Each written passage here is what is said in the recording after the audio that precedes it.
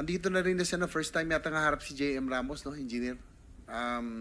Nabanggit ni Engineer Alcantara na di inoon na dahil daw sa iyo na sa iyong pagtanggi na pumirma doon sa mga projects na supposed to be completed na sila Engineer Bryce Hernandez at Engineer JP Mendoza ang in charge.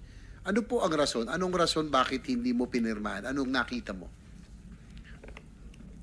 Your Honor, yung project po kasi na yun, yung 5 voucher po na dumating po sa table ko, katabi po yun ng mga previous projects po na hawak ko as project engineer.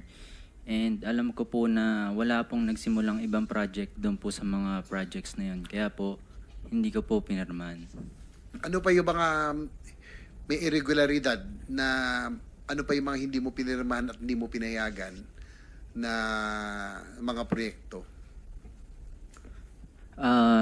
Wala pa po kasi kung 2 buwan na naupo po as bagong section chief po. So, yun lang po 5 po na yun yung hindi ko po pinirmahan.